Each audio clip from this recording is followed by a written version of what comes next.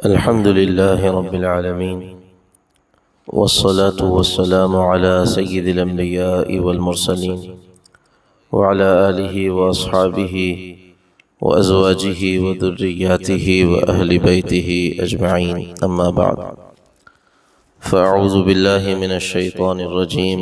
بسم الله الرحمن الرحيم.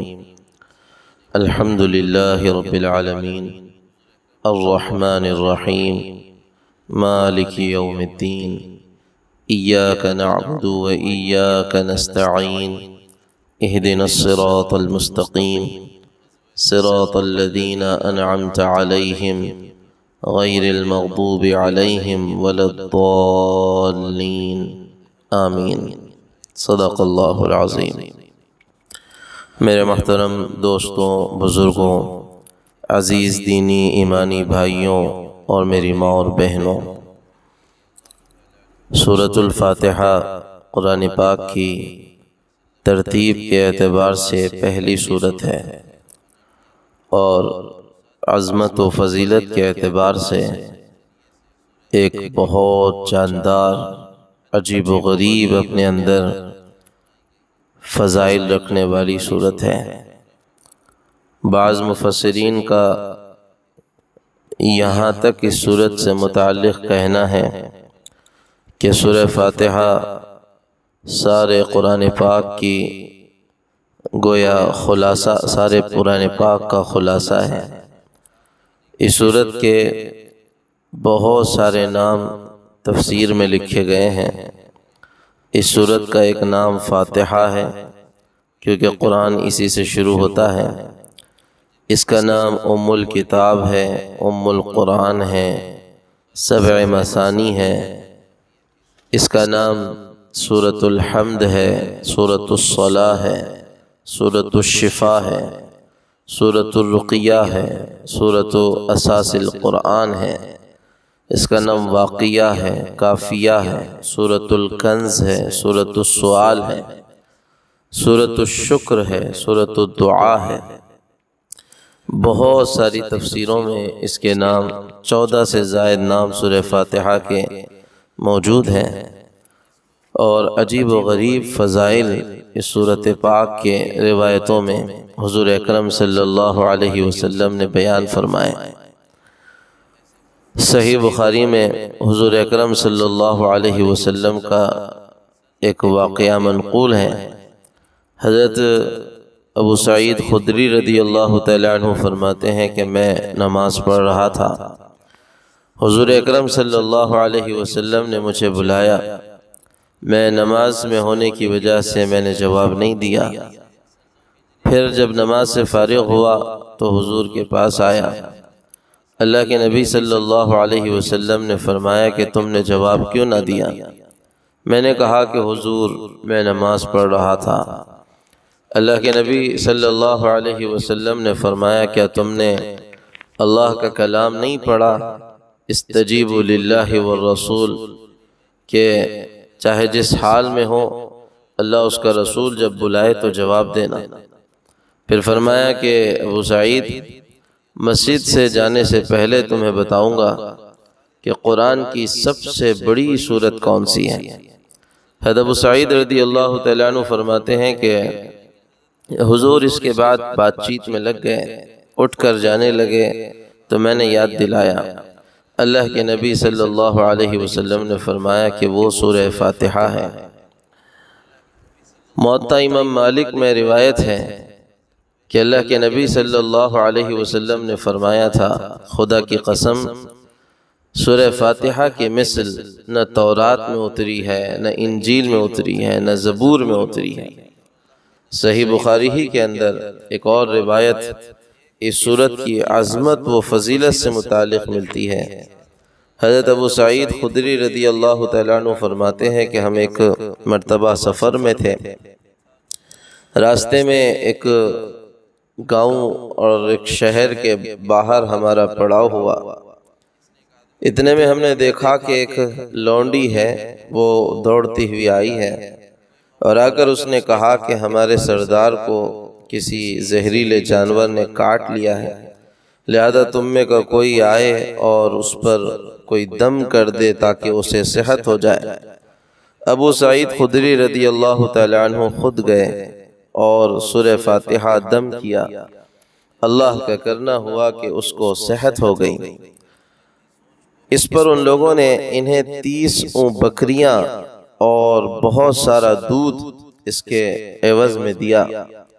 حضرت ابو سعید خدری رضی اللہ تعالیٰ عنہ فرماتے ہیں کہ میں نے کہا کہ بھائی ان بکریوں کو اور اس دودھ کو ابھی ایسے ہی رہنے دو، یہاں تک کہ ہم مسئلہ معلوم کر لیں کہ اللہ کے نبی صلی اللہ علیہ وسلم اس بارے میں کیا فرماتے ہیں۔ ہم حضور اکرم صلی اللہ علیہ وسلم کے پاس آئے، میں نے حضور سے ساری تفصیل بتائی اور کہا کہ میں نے سورہ فاتحہ ان پر دم کیا تھا۔ اللہ کے نبی صلی اللہ علیہ وسلم نے کہا کہ یہ اللہ کا رزق ہے، اسے آپس میں تقسیم کرو، اور اس میں تقسیم کرتے وقت ایک حصہ میرا بھی لگانا، کیونکہ یہ صورت تمہیں میرے ہی واسطے سے ملی ہے۔ مسلم شریف میں روایت ہے کہ حضور اکرم صلی اللہ علیہ وسلم کے پاس جبرائیل علیہ السلام آئے، وہ بیٹھے ہوئے تھے کہ ایک دھماکہ ہوا زوردار۔ حضرت جبرائیل علیہ السلام نے اوپر دیکھا اور فرمایا کہ آج آسمان کا وہ دروازہ کھلا ہے جو آج سے کبھی پہلے کھلا نہیں تھا۔ وہاں سے ایک فرشتہ آیا اور اس نے آ کر حضور اکرم صلی اللہ علیہ وسلم سے کہا کہ حضور محمد خوش ہو جائیے، آپ کو 2 نور دیے گئے کہ کسی کو یہ 2 نور نہیں دیے گئے، ایک سورہ فاتحہ اور دوسرے سورہ بقرہ کی آخری آیتیں۔ ان میں سے جس سورت کو آپ پڑھو گے ہر حرف پر آپ کو نیکی دی جائے گی۔ یہ اتنی عظیم الشان سورت ہے۔ حضرت علی رضی اللہ تعالیٰ عنہ فرماتے ہیں کہ نزلت فاتحۃ الکتاب بمکہ من کنز تحت العرش، کہ سورہ فاتحہ مکہ میں اتری اور اللہ کے عرش کے خزانے میں سے اس کو نکالا گیا۔ حضرت ابو سعید خدری رضی اللہ تعالیٰ عنہ فرماتے ہیں کہ فاتحۃ الکتاب شفاء من السم، کہ سورہ فاتحہ میں زہر سے شفا ہے، اللہ تعالیٰ نے اس میں شفا رکھی ہے۔ حضرت حذیفہ رضی اللہ تعالیٰ عنہ فرماتے ہیں کہ رسول اللہ صلی اللہ علیہ وسلم نے فرمایا ان القوم لیبعث اللہ علیہم العذاب حتما مقضیا، کہ بعض قومیں ایسی ہوتی ہیں کہ اللہ تعالیٰ ایک قوم پر عذاب اتارنے کا اللہ نے فیصلہ کر دیا اور کر چکے ہوتے ہیں۔ فَيَقْرَأُ صَبِيٌّ مِّن صِبْيَانِهِمْ فِي الْمَكْتَبِ الْحَمْدُ لِلَّهِ رَبِّ الْعَالَمِينَ، پھر دیکھتے ہیں کہ ان میں کے بچوں میں سے ایک بچہ مکتب میں الحمدللہ رب العالمین پڑھتا ہے، اللہ تعالیٰ اس کی آواز کو سن کر اس بچے کے سورہ الحمدللہ رب العالمین کے پڑھنے پر 40 سال تک ان سے عذاب کو دور کر دیتا ہے۔ حضرت حسین رضی اللہ تعالیٰ عنہ سے مروی ہے، فرماتے ہیں کہ اللہ تعالیٰ نے 104 کتابیں آسمان سے اتاری اور پھر اللہ تبارک و تعالیٰ نے 100 کتابوں کا علم 4 کتابوں میں رکھا، وہ تورات اور انجیل اور زبور و قرآن ہے۔ پھر اللہ تبارک و تعالیٰ تورات، انجیل اور صحف ابراہیم اور زبور ہے۔ پھر اللہ تبارک و تعالیٰ نے ان 4 کا علم اللہ تعالیٰ نے قرآن میں رکھا، اور پھر اللہ تعالیٰ نے سارے قرآن کا علم مفصلات میں رکھا۔ پھر اللہ تعالیٰ نے سارے مفصل صورتوں کا علم سورہ فاتحہ میں رکھا۔ حضرت حسین رضی اللہ تعالیٰ عنہ فرمایا کرتے تھے کہ جس نے سورہ فاتحہ کی تفسیر سمجھ لی وہ ایسے ہے جیسے اس نے سارے اللہ کی نازل کی ہوئی کتابوں کی تفسیر سمجھ لی، اور جس نے سورہ فاتحہ کو پڑھ لیا وہ ایسے ہے گویا اس نے ساری آسمانی کتابوں کو پڑھ لیا۔ بہرحال بڑی فضیلتیں ہیں اس سورت کی۔ حضرت جبرائیل علیہ السلام سے نے ایک مرتبہ حضور اکرم صلی اللہ علیہ وسلم سے کہا تھا کہ یا محمد کنت اخشى العذاب علی امتک، اے محمد صلی اللہ علیہ وسلم مجھے آپ کی امت پر ہمیشہ عذاب کا ڈر لگا رہتا تھا، فلما نزلت الفاتحة امن، جب سورہ فاتحہ اتری تو مجھے امن ہو گیا۔ اللہ کے نبی صلی اللہ علیہ وسلم نے فرمایا کہ اے جبرائیل، کس بنیاد پر تم نے سمجھا کہ اب تمہیں امن ہو گیا اور امت کو امن مل گیا؟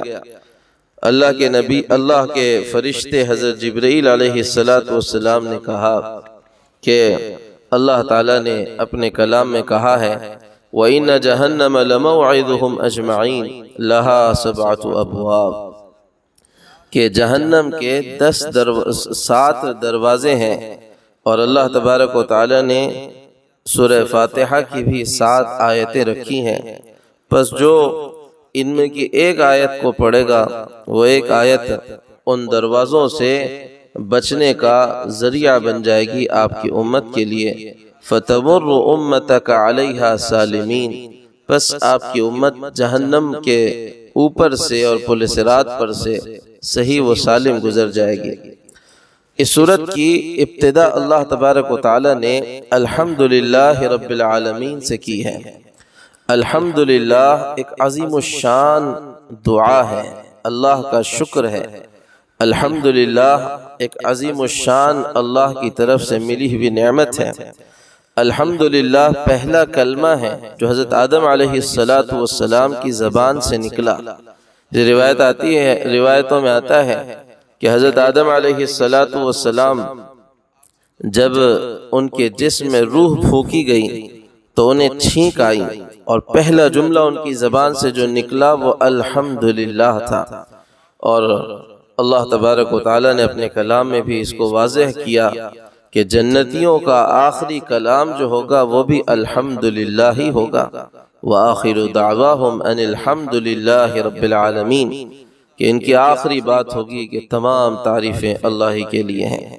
سورہ فاتحہ اور اس کے علاوہ 4 سورتیں ایسی ہیں جن کو اللہ نے الحمدللہ سے شروع کیا۔ ایک سورہ فاتحہ ہے، اس کے علاوہ سورۃ الانعام ہے، سورۃ الکہف ہے، سورہ سبا ہے اور سورہ فاطر ہے۔ اللہ تعالیٰ کا عجیب نظام ہے کہ انسان کی ابتدا پر حضرت آدم کی زبان سے پہلا کلمہ الحمدللہ نکلا۔ قرآن کی ابتدا کی گئی تو الحمدللہ سے کی گئی۔ قرآن کے نزول کا تذکرہ اللہ نے کیا تو کہا الحمدللہ الذی انزل علی عبدہ الکتاب، یہ تمام تعریفیں اس اللہ کے لیے ہے جس نے اپنے بندے پر کتاب نازل کی۔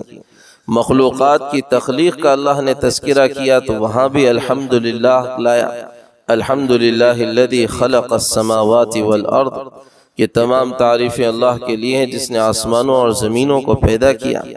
جنت و جہنم اور اہل جنت اور اہل جہنم کے درمیان فیصلے کے ہو جانے کا تذکرہ کر کے پھر اللہ کہہ رہے ہیں وَقُضِيَ بَيْنَهُمْ بِالْحَقِّ وَقِيلَ الْحَمْدُ لِلَّهِ رَبِّ الْعَالَمِينَ، حق کے ساتھ ان کے درمیان فیصلہ کر دیا گیا اور کہہ دیا گیا کہ تمام تعریفیں اللہ ہی کے لیے ہیں۔ نور اور روشنی اور تاریکی کا تذکرہ قرآن کرتے ہوئے کہتا ہے الحمدللہ الذی خلق السماوات والارض وجعل الظلمات والنور، کہ تمام تعریفیں اللہ ہی کے لیے جس نے آسمانوں اور زمین کو پیدا کیا اور تاریکی اور روشنی بنائی۔ اور فرشتوں کا تذکرہ کرتے ہوئے پھر اللہ کہتا ہے الحمدللہ فاطر السماوات والارض جاعل الملائکۃ رسلا اولی اجنحۃ مثنی وثلاث ورباع۔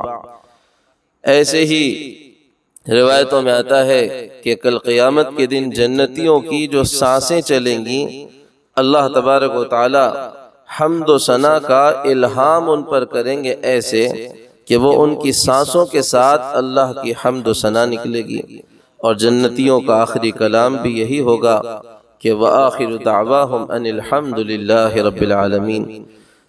پرانی کتابوں کے اندر امت محمدیہ کا جو خاص وصف بیان کیا گیا ہے وہ وصف یہی ہے کہ امت حمادون ہے، کہ اللہ کی خوب حمد و ثنا کرنے والی۔ اور قیامت کے دن بھی جنتیوں کا وصف یہی ہوگا کہ یہ امت یہ حمد و ثنا اللہ کی اپنی سانسوں کے ساتھ کریں گے۔ اور امت محمدیہ کو قیامت کے دن بھی حمادون کے لقب سے، یعنی اللہ کی خوب حمد کرنے والی امت کے لقب سے اللہ تبارک و تعالیٰ پکارے گا۔ اس لیے حضرت عمر رضی اللہ تعالیٰ عنہ نے ایک مرتبہ حضرت علی رضی اللہ تعالیٰ عنہ سے پوچھا تھا کہ ہم سبحان اللہ، اللہ اکبر اور لا الہ الا اللہ کو تو جانتے ہیں، لیکن الحمدللہ کا کیا مطلب ہے؟ حضرت علی رضی اللہ تعالیٰ عنہ نے فرمایا تھا کہ اللہ نے اس کلمے کو اپنے لیے پسند فرمایا۔ ایک جگہ اللہ کے نبی صلی اللہ علیہ وسلم نے فرمایا کہ اگر اللہ تبارک و تعالیٰ نے اگر کسی شخص کو ساری دنیا دے دی اور ساری دنیا کی نعمت دے دی اور اس دینے پر اس نے ایک مرتبہ کہا الحمدللہ، تو یہ اس کا الحمدللہ کہنا اس دنیا کی ساری نعمتوں سے زیادہ بڑھ جائے گا۔ اسی لیے اللہ کے نبی صلی اللہ علیہ وسلم نے فرمایا کہ تم نے اگر الحمدللہ کہہ دیا اللہ کی نعمتوں پر تو تم نے خدا کی نعمتوں کا شکر ادا کر دیا۔ اب اللہ تعالیٰ تمہیں برکت دے گا، تمہاری برکت، تمہاری نعمتوں میں اللہ تبارک و تعالیٰ اضافہ کرے گا۔ یہ الحمدللہ ایک ایسا عظیم الشان لفظ ہے، اور اللہ کی حمد اور اللہ کی حمد کرنا ایک ایسی عظیم الشان عمل ہے کہ جس کا ثواب آدمی اس کا اندازہ نہیں کر سکتا۔ ابن ماجہ میں روایت ہے، عبداللہ ابن عمر رضی اللہ تعالیٰ عنہ نے فرمایا کہ ایک شخص نے ایک مرتبہ یہ جملہ کہا، یا ربی لک الحمد کما ينبغی لجلال وجہک ولعظیم سلطانک، اے اللہ تیرے ہی لیے حمد و ثنا ہے جیسے تیری شان کے مناسب ہے اور جیسے تیری حکومت و بادشاہت کو زیبا دیتا ہے۔ فرشتے گھبرا گئے، حضور نے فرمایا کہ فرشتے گھبرا گئے کہ اس جملے کا اجر لکھیں تو کتنا لکھیں۔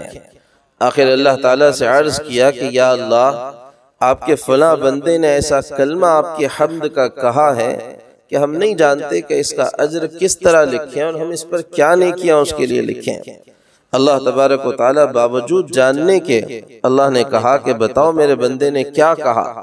فرشتوں نے یہی کلمات دہرائے تو اللہ تعالیٰ کی طرف سے جواب آیا کہ انہی کلمات کو ایسے ہی لکھ دو، میرا بندہ جب مجھ سے ملاقات کرے گا تو میں اپنی ملاقات کے وقت اس کا بدلہ اس کو دے دوں گا۔ گویا ایسے کلمات ہیں کہ جس کا اجر و ثواب اور انعام فرشتوں کو بھی نہیں پتا۔ ایک جگہ روایت ہے کہ اللہ کے نبی صلی اللہ علیہ وسلم نے فرمایا کہ ایک شخص نے رکوع سے اٹھ کر الحمدللہ حمدا کثیرا طیبا مبارکا فی کہا۔ اللہ کے نبی صلی اللہ علیہ وسلم جب نماز سے فارغ ہوئے تو کہا کس نے یہ کلمہ کہا تھا؟ فلاں نے کہا کہ انہوں نے کہا تھا۔ حضور نے فرمایا کہ 30 فرشتے اس کا ثواب لکھنے کے لیے دوڑے تھے کہ یہ اتنا عظیم الشان جملہ تھا۔ اور حقیقت بھی یہی ہے کہ جو اللہ تعالیٰ کی نعمتیں ہم تمام پر ہیں اور جو اللہ کا انعام ہم تمام پر ہے، اس انعام کا، ان نعمتوں کا تقاضا ہے کہ ہم صبح شام اللہ کی حمد و ثنا کریں، اللہ کی تعریف کریں، اس کی شکر گزاری کریں۔ پھر فرمایا رب العالمین، کہ اللہ کی تعریفیں ہیں، تمام تعریفیں اللہ کے لیے ہیں جو رب ہے عالمین کا۔ رب کہتے ہیں اس ذات کو جو انسان کے تمام فائدوں کی، اس کی مصلحتوں کی رعایت کرتے ہوئے درجہ بدرجہ انسان کو آگے بڑھائے یہاں تک کہ اسے حد کمال کو پہنچا دے، کسی بھی چیز کو اس کے کمال کو پہنچا دے۔ اللہ تبارک و تعالی عالمین کے رب ہیں، پوری کائنات کے رب ہیں، پوری دنیا کے اور پوری کے پورے نظام عالم کے رب اللہ تبارک و تعالی ہیں۔ شقیق بن ابراہیم رحمۃ اللہ علیہ فرماتے تھے کہ حمد کی حقیقت یہ ہے کہ جب اللہ تمہیں کوئی چیز عطا کرے تو اول اس کے دینے والے کو پہچانو کہ کس نے یہ تمہیں دیا ہے، پھر جو کچھ دیا ہے اس پر راضی ہو جاؤ، اور پھر جب تک وہ نعمت تمہارے جسم میں تمہارے پاس موجود ہے، قوت و طاقت کے اس نعمت کی تمہارے پاس موجود ہے، اس وقت تک اس کی نافرمانی نہ کرو۔ علامہ قرطبی نے ان کے اس جملے کو نقل کیا ہے کہ سب سے پہلے دیکھو کہ دینے والا کون ہے، کہ یہ اللہ ہے، اللہ کے علاوہ خدا کی قسم کوئی نہیں ہے جو انسان کو نعمتوں کو دیتا ہے، اور پھر دیکھو کہ جو دیا ہے اس پر راضی ہو جاؤ، یہ مت کہو کہ یہ مجھ کو ہی کیوں اتنا کم ملا اور اس کو اتنا زیادہ کیوں ملا، اللہ کی تقسیم پر راضی ہو جاؤ۔ حدیث میں آتا ہے کہ اللہ تعالیٰ نے جب قلم کو پیدا کیا تو اللہ تعالیٰ نے قلم سے کہا کہ اکتب، لکھ۔ اس نے کہا کہ یا اللہ میں کیا لکھوں؟ اللہ نے کہا کہ لکھ من لم یستسلم بقضائی ولم یصبر علی بلائی، جو شخص میرے فیصلوں پر راضی نہ ہو اور میری طرف سے آنے والی آزمائشوں پر صبر نہ کرے، فَلْيَتَّخِذْ رَبًّا سِوَائِي، وہ میرے علاوہ کسی اور کو خدا بنا لے۔ اللہ کی تقسیم پر راضی ہونا چاہیے۔ اللہ نے جس حال میں بھی رکھا ہے اس حال میں خوش ہونا چاہیے۔ اپنے سے نیچے والوں کو دیکھیں کہ اللہ نے ان کو کن کن نعمتوں سے محروم کیا، ان نیچے والوں کو دیکھنے کی وجہ سے شکر کے جذبات پیدا ہوں گے۔ اپنے سے اوپر والوں کو دیکھیں گے تو ناشکری کے جذبات پیدا ہوں گے۔ ایک بزرگ فرماتے ہیں کہ اللہ تعالیٰ نے میرے دل میں یہ الہام کیا کہ فرماتے ہیں کہ میں کھانے کے لیے بیٹھا تھا اور کھانے کے لیے جب روٹی تقسیم ہو رہی تھی تو ایک جلی ہوئی روٹی میرے سامنے آئی۔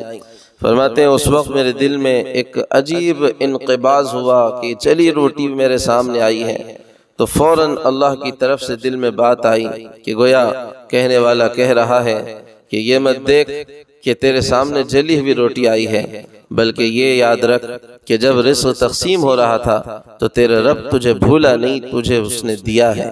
اگر تجھے وہ جلی ہوئی روٹی بھی نہ دیتا تو کیا کرتا؟ ہر وقت اپنے رب کی تعریف کرنی چاہیے۔ الحمدللہ رب العالمین، جس کی صفت ہے رحمان و رحیم، کہ وہ بہت رحم کرنے والا اور بہت رحم دل اور بہت ہی زیادہ معاف کرنے والا ہے۔ کہ رحمان کیسی ہیں؟ کہتے ہیں ایسی رحمت اور احسان کرنے والے کو کہ جس طرح کی مخلوق سے رحمت اور احسان کا تصور بھی ناممکن ہو، اور رحیم کہتے ہیں ایسی رحمت کو جو مخلوق بھی کر سکتی ہو۔ اللہ رحمان ہے، اللہ رحیم ہے۔ اللہ تبارک و تعالیٰ کی رحمت اللہ کے غضب پر حاوی ہے، اور اللہ تبارک و تعالیٰ نے اپنی رحمت کو عام کیا ہوا ہے پوری انسانیت کے لیے، پورے مخلوقات کے لیے۔ اللہ تبارک و تعالیٰ نے حضور اکرم صلی اللہ علیہ وسلم کو فرمایا تھا فَذَرْنِي وَعَبِيدِي، مجھے اور میرے بندوں کو چھوڑ دو، فَإِنِّي أَنَا الرَّحْمَنُ الرَّحِيمُ، میں رحمان و رحیم ہوں، فَرَحْمَتِي لَا نِهَایَةَ لَهُ، میری رحمت کی کوئی انتہا نہیں، وَمَعْصِيَتُهُمْ مُتَنَاهِيَةٌ، بندوں کے گناہ تو کہیں نہ کہیں رک جائیں گے، فَلَا جَرَمَ مَعَاصِي جَمِيعِ الْخَلْقِ تَفْنِي فِي بِحَارِ رَحْمَتِي، یہ بات بھی یقینی ہے کہ میرے رحمت کے سمندر کے سامنے ساری مخلوق کے گناہ فنا ہو جائیں گے، اس لیے کہ میں رحمان و رحیم ہوں۔ پھر فرمایا مالک یوم الدین، کہ جزا کے دن کا وہ مالک ہے، جزا کے دن وہ فیصلہ کرے گا، اور جس نے ذرہ برابر خیر کی ہوگی اس کو اس کا بدلہ ملے گا، جس نے ذرہ برابر شر کیا ہوگا اللہ تبارک و تعالیٰ اس کو اس کا بدلہ دے گا۔ فَمَنْ يَعْمَلْ مِثْقَالَ ذَرَّةٍ خَيْرًا يَرَهُ وَمَنْ يَعْمَلْ مِثْقَالَ ذَرَّةٍ شَرًّا يَرَهُ، حدیث میں آتا ہے يُجَأُ بِرَجُلٍ فَيَنْظُرُ فِي حَوْلِ نَفْسِهِ فَلَا يَرَى لِنَفْسِهِ حَسَنَةً، ایک آدمی کو قیامت کے دن لایا جائے گا تو وہ اپنے اطراف میں دیکھے گا تو اس کو اپنے اطراف اپنے اعمال نامے میں کوئی نیکی تک نہیں ملے گی۔ فَيَأْتِيهِ النِّدَاءُ، آواز آئے گی یا فلان ادخل الجنة بعملک، اے فلان جنت میں فلاں نیکی کے وجہ سے ہم نے تجھے داخل کیا ہے، جنت میں چلا جا۔ وہ کہے گا الہی ماذا عملت، یا اللہ میں نے کیا عمل کیا، مجھے تو اپنی کوئی نیکی یاد نہیں۔ اللہ تعالیٰ کی طرف سے جواب آئے گا أَلَسْتَ كَمَا كُنْتَ نَائِمًا أَلَسْتَ لَمَّا كُنْتَ نَائِمًا تَقَلَّبْتَ مِنْ جَنْبٍ إِلَى جَنْبٍ لَيْلَةَ كَذَا، فلا رات یاد کر کہ تو سویا ہوا تھا اور تو نے اپنی کروٹ بدلی اور تیری نیند ہلکی سی ہوشار ہوئی، فَقُلْتَ فِي خِلَالِ ذَلِكَ اللَّهُ، اور اسی ایک کروٹ سے دوسری کروٹ کے درمیان تو نے اللہ کہا، فَثُمَّ غَلَبَكَ النَّوْمُ فِي الْحَالِ فَنَسِيتَ، اور پھر تیرے اوپر نیند غالب آ گئی اور تو بھول گیا کہ تو نے اللہ اس وقت کہا تھا، بس وہی تیری نیند تیرے اوپر غالب آ گئی اور تو بھول گیا، لیکن ہم ایسے ہیں کہ ہم کو نہ نیند آتی ہے اور نہ ہم کو اونگ آتی ہے، ہم نہیں بھولے، ہم اسی اللہ کا بدلہ تجھے دے رہے ہیں کہ ہم تیری مغفرت کرتے ہیں۔ پھر اللہ تبارک و تعالی نے فرمایا کہ بندہ کہتا ہے ایاک نعبد و ایاک نستعین، یا اللہ تیری ہی عبادت کرتے ہیں، تجھی سے مدد چاہتے ہیں، اور ہماری دعا ہے اہدنا الصراط المستقیم، ہمیں سیدھی راہ دکھا، صراط الذین انعمت علیہم، ان لوگوں کی راہ جن پر تو نے انعام کیا، غیر المغضوب علیہم ولا الضالین، ان لوگوں کی راہ پہ نہ چلا جن پر تیرا غصہ اترا، جو گمراہ ہوئے، یعنی یہود و نصارہ۔ اس کے جواب میں حدیث میں آتا ہے کہ بندہ جب کہتا ہے الحمدللہ رب العالمین تو اللہ کہتے ہیں حمدنی عبدی، میرے بندے نے میری تعریف کی۔ بندہ پھر کہتا ہے الرحمن الرحیم، اللہ تعالیٰ کہتے ہیں اثنا علی عبدی، میرے بندے نے میری ثنا کی۔ پھر بندہ کہتا ہے مالک یوم الدین تو اللہ کہتے ہیں مجدنی عبدی، میرے بندے نے میری بزرگی بیان کی۔ پھر کہتا ہے بندہ ایاک نعبد و ایاک نستعین تو اللہ کہتے ہیں ھذا بینی و بین عبدی ولعبدی ما سأل، یہ میرے اور میرے بندے کے درمیان ہے، اور میرے بندے نے جس چیز کا مجھ سے سوال کیا ہے میں اسے دوں گا۔ اور پھر بندہ جب کہتا ہے اہدنا الصراط المستقیم صراط الذین انعمت علیہم غیر المغضوب علیہم ولا الضالین تو اللہ کہتے ہیں ہؤلاء لعبدی ولعبدی ما سأل، یہ سب میرے بندے کے لیے ہے، اور میرا بندہ جو مجھ سے مانگتا ہے میں اسے ضرور دوں گا۔ اللہ تبارک و تعالیٰ نے یہ ایک عظیم الشان صورت ہم کو دی ہے جس کو ہم ہر نماز میں پڑھتے ہیں۔ اس کو اس نیت سے پڑھا جائے کہ یہ دعا ہے، یہ اللہ تعالیٰ کے سامنے اپنا مسئلہ رکھنا ہے۔